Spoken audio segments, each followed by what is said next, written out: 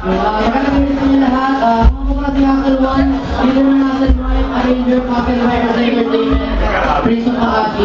Magandang sa lahat, pinabati ko si Boss Delmar. Ako, hindi na Hassel One. Magandang makakagawa ng sa love song. Makalala ko sa love song. Pero simula na napasok ako sa live one yan.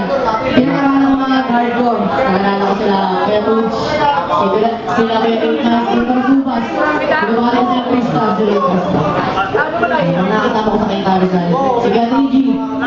Siyempre sa Raya Diego. Abel Pagsik. Market Panay. Ito na sa natin.